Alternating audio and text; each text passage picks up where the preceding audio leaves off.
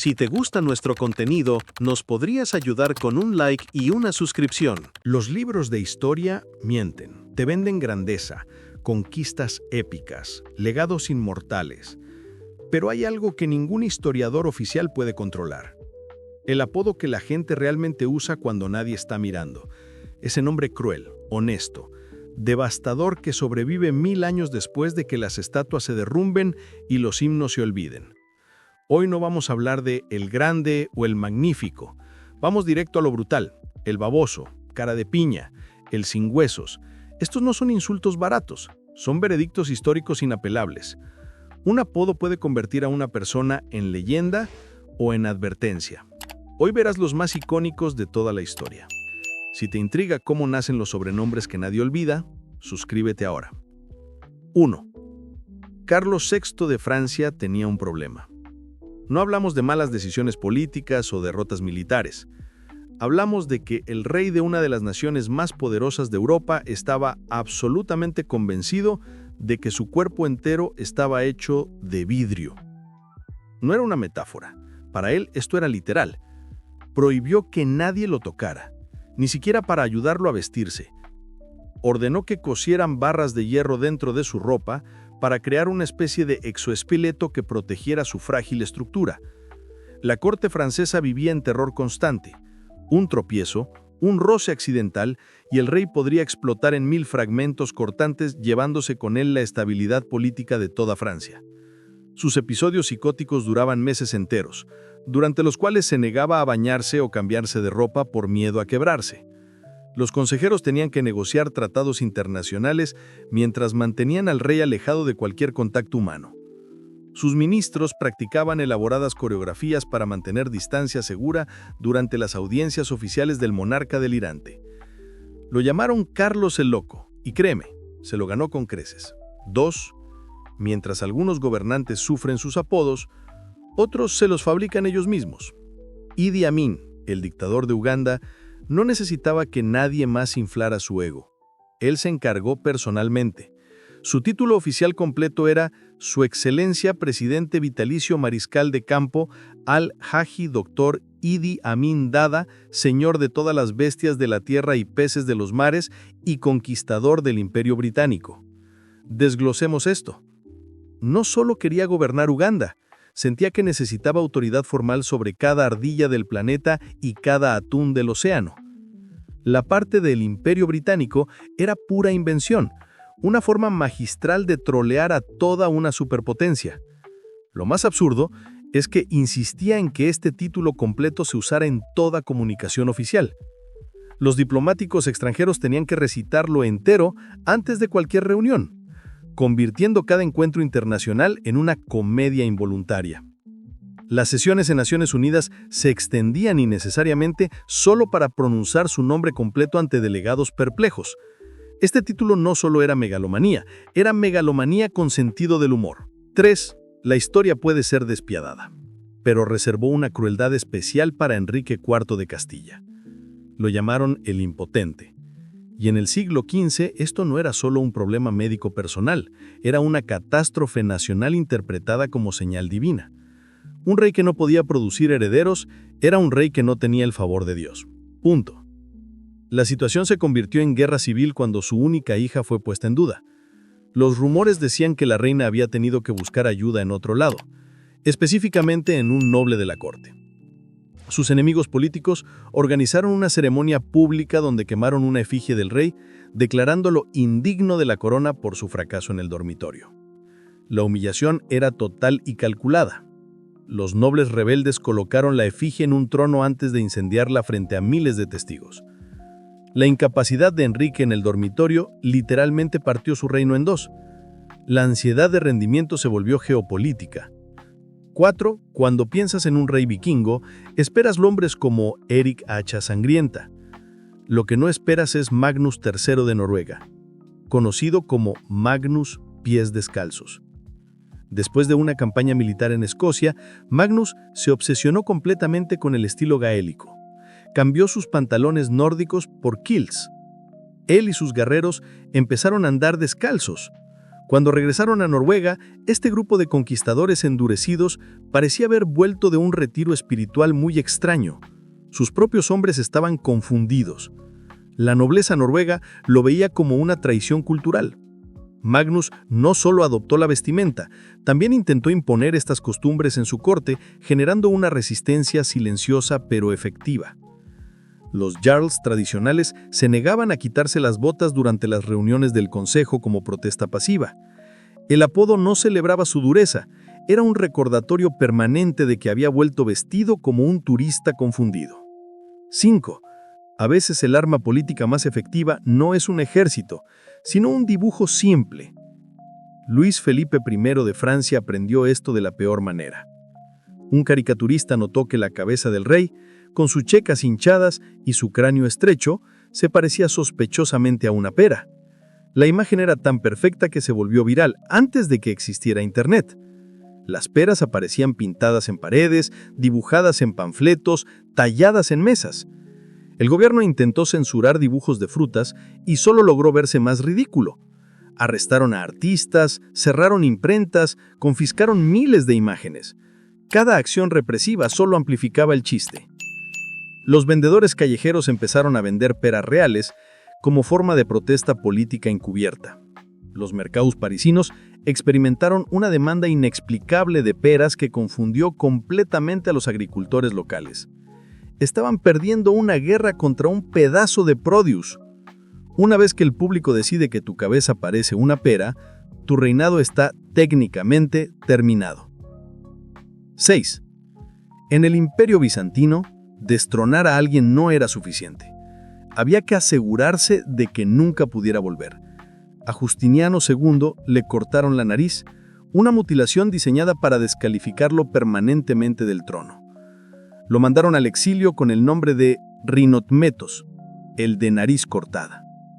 Pero cometieron un error. Asumieron que aceptaría su destino. En lugar de eso, Justiniano mandó hacer una nariz de oro macizo. No era una prótesis médica, era una declaración de guerra brillante y literal. Reunió un ejército y marchó sobre Constantinopla con su rostro dorado resplandeciendo como un recordatorio aterrador de que no se había rendido. Cuando recuperó el trono, ejecutó personalmente a cada uno de los conspiradores que lo habían mutilado, convirtiendo su venganza en leyenda. Los cronistas escribieron que su nariz artificial brillaba como advertencia visible desde kilómetros de distancia. Es el comeback más estilizado de la historia política. 7.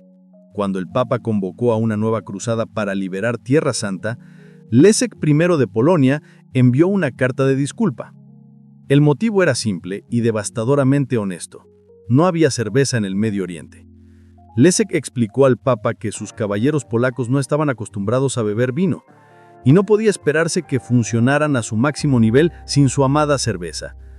La carta detallaba con seriedad diplomática las necesidades nutricionales específicas de sus tropas y los riesgos de enviar guerreros mal hidratados a un clima desértico. El Papa, según cuentan, no supo si sentirse ofendido o impresionado por la franqueza brutal. Otros monarcas europeos consideraron secretamente copiar esta excusa, pero carecían del coraje para admitirlo públicamente. Es un momento de liderazgo pragmático brutalmente refrescante. Un rey que entendía que un ejército sediento e infeliz es un ejército inútil, aunque la causa sea santa. 8. Pocos apodos son tan visceralmente específicos como el del dictador panameño Manuel Noriega, cara de piña. Su rostro estaba severamente marcado por acné, creando una textura que sus opositores compararon inmediatamente con la cáscara de una piña. El insulto era devastadoramente efectivo porque destruía la base misma de su poder, el miedo. La autoridad de un dictador depende de un aura de mística aterradora e intocable, pero es fundamentalmente imposible temer a un hombre cuando tu cerebro grita piña cada vez que lo ves. Sus enemigos políticos distribuían piñas en las manifestaciones como símbolo de resistencia. Los grafitis mostraban piñas con uniformes militares. La fruta tropical se convirtió en un arma revolucionaria. Vendedores ambulantes usaban códigos secretos ofreciendo piñas para identificar a otros miembros de la oposición clandestina. El apodo era psicología inversa brillante. Convirtió a un tirano temido en un chiste internacional. Algunos los ganaron por hazañas, otros por errores, pero todos dejaron huella. Si te gusta conocer los detalles que la historia casi olvida, asegúrate de suscribirte y seguir viendo. Ivar el Deshuesado es uno de esos apodos que nadie puede explicar con certeza, y eso es precisamente lo que lo hace legendario. Una teoría sugiere que sufría de una enfermedad que hacía sus huesos extremadamente frágiles, convirtiéndolo en un genio militar que dirigía batallas desde un escudo cargado por sus hombres, un estratega aterrador e intocable. Otra teoría, más intimidante, dice que el nombre se refería a su flexibilidad sobrenatural en combate, moviéndose como una serpiente en el campo de batalla. Hay quien sugiere que era una referencia a algo completamente diferente, quizás una disfunción sexual que sus enemigos exageraron cruelmente. Los cronistas medievales deliberadamente dejaron la explicación vaga, alimentando el misterio. Un guerrero tan fluido e impredecible que parecía no tener estructura ósea. Cada generación reinterpretaba el apodo según sus propios miedos, creando una leyenda que mutaba constantemente. La ambigüedad lo transformó de figura histórica en entidad mitológica. Si piensas que la política moderna es una red de engaños, conoce a Luis XI de Francia, la araña universal. Luis no creía en ejércitos grandes ni cargas heroicas. Veía su reino como una telaraña gigantesca con él sentado silenciosamente en el centro. Cada matrimonio político, cada tratado secreto, cada rumor susurrado era un hilo que él personalmente había tejido. Esperaba pacientemente hasta sentir la más mínima vibración, una traición, una ambición rival, y entonces actuaba con precisión letal. Mantenía una red de espías tan extensa que se decía que conocía cada conversación privada en Francia antes del anochecer. Sus enemigos lo odiaban no solo por su efectividad, sino por su paciencia inhumana. Sus enemigos rara vez lo veían venir. Nobles poderosos amanecían arrestados sin entender qué hilo invisible habían tocado para activar la trampa. Simplemente se encontraban atrapados, dándose cuenta demasiado tarde de que la araña había estado observándolos todo el tiempo. Augusto XII de Polonia llevaba el apodo El Fuerte, pero esto apenas captura la realidad. Como entretenimiento en fiestas, supuestamente tomaba herraduras de hierro sólido y las rompía a la mitad con las manos desnudas. Pero su legendaria resistencia no se limitaba a demostraciones de fuerza. Los historiadores estiman que engendró más de 300 hijos ilegítimos. Es un número tan absurdo que parece menos un monarca y más un fenómeno demográfico ambulante. Mantuvo docenas de amantes oficiales simultáneas, construyó palacios separados para diferentes favoritas y reconoció públicamente a muchos de sus hijos bastardos, otorgándoles títulos nobiliarios. Su esposa legítima aprendió a ignorar el desfile constante de mujeres y bebés. Los genealogistas modernos todavía descubren descendientes legítimos reclamando conexiones con este rey extraordinariamente prolífico. Augusto no solo gobernaba un reino, lo estaba poblando personalmente una noche a la vez. En sus últimos años, Enrique VIII de Inglaterra estaba viejo, obeso y completamente arruinado. Para financiar su estilo de vida y sus guerras, recurrió a una estafa clásica: devacióle moneda. Ordenó acunar monedas de cobre barato cubiertas con una capa delgada de plata. Con el uso, la plata inevitablemente se desgastaba. El primer lugar donde se borraba era el punto más alto del relieve, la prominente nariz del rey. Pronto el país estaba lleno de monedas mostrando a un rey con una nariz brillante de color marrón rojizo. Los comerciantes las rechazaban, los ciudadanos las atesoraban solo por necesidad. La economía entera se tambaleaba porque nadie confiaba en el dinero del rey. Los cambistas desarrollaron técnicas para detectar el grosor del recubrimiento de plata antes de aceptar transacciones. Lo llamaron vieja nariz de cobre. Era un recordatorio diario en cada bolsillo de que la majestuosidad del rey era solo un barniz delgado sobre un núcleo barato y deteriorado.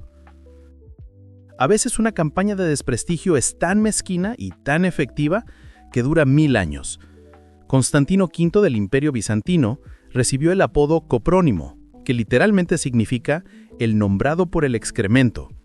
Según sus muchos enemigos políticos y religiosos, cuando era bebé tuvo un accidente desafortunado durante su propio bautismo y defecó en la fuente bautismal. Si esto realmente ocurrió, es irrelevante. Sus oponentes se aferraron a este único supuesto percance infantil y nunca lo soltaron. A lo largo de todo su reinado, a pesar de ser un comandante militar hábil y un administrador competente, fue implacablemente burlado con este nombre repugnante. Los monjes que odiaban sus políticas iconoclastas escribieron tratados enteros usando este apodo despectivo. Cada victoria militar era eclipsada por el chiste escatológico que lo perseguía. Manuscritos iluminados mostraban ilustraciones sutilmente burlescas del emperador rodeado de referencias visuales a su vergonzoso apodo. Es la prueba definitiva de que, en política, el lodo que se lanza primero, aun si viene del pañal, es el lodo que se queda. Heredar un imperio vasto y poderoso de un padre legendario es difícil. Para Selim II, hijo de Suleimán el Magnífico, aparentemente era demasiado trabajo. Así que eligió otro camino y se ganó el apodo directo, el borracho. Mientras su padre conquistaba medio mundo, las mayores conquistas de Selim se hicieron en la bodega real. La historia más famosa de su muerte lo resume perfectamente. Supuestamente, después de una sesión intensa de bebida, persiguió a un servidor en la casa de baños y resbaló en el piso de mármol mojado y sufrió una lesión fatal en la cabeza. Sus consejeros intentaron ocultar la causa real de su muerte por vergüenza, pero los rumores se filtraron inmediatamente. El contraste con su padre era devastador y público. Embajadores extranjeros reportaban con asombro cómo el hijo desperdiciaba el legado que su padre construyó. Es una muerte tan trágicamente ingloriosa que sirve como el epílogo perfecto y descuidado para la vida de un sultán que prefirió la botella al campo de batalla. Pipino el Breve, rey de los francos, fue un gobernante inmensamente importante y formidable. Depuso al último rey de una dinastía fallida, fundó una nueva y sentó las bases para uno de los imperios más poderosos de la historia europea. Pero la historia, en su crueldad infinita, decidió que su característica más memorable era su altura. La ironía cósmica ultimata. Su hijo y sucesor fue nada menos que Carlos el Grande, Carlomagno, un hombre famoso por ser excepcionalmente alto. Pipino hizo todo el trabajo duro, peleó todas las batallas difíciles y estableció una dinastía, solo para ser recordado como el papá bajito de su hijo realmente alto. Las crónicas medievales apenas mencionan sus logros políticos, pero dedican párrafos enteros a describir la diferencia de estatura entre padre e hijo. Su esposa también era notablemente alta, añadiendo otra capa de ironía familiar. Los artistas medievales exageraban deliberadamente las proporciones en pinturas familiares para enfatizar el contraste cómico. Es eternamente el acto de apertura del evento principal, un rey poderoso viviendo para siempre en la sombra muy larga de su hijo. Los apodos son las cicatrices en la cara de la historia, las verdades que el poder nunca pudo borrar. Estos 15 son apenas el principio. El libro de quemaduras históricas no se cierra nunca. Así que dime, ¿cuál es la omisión imperdonable? ¿Qué apodo brutalmente perfecto debería haber estado en esta lista desde el principio? Cada apodo nos recuerda algo. Lo que haces puede olvidarse, pero cómo te recuerdan, no. Si te gustó este video, suscríbete hoy y prepárate para la próxima historia que hizo eco en el tiempo.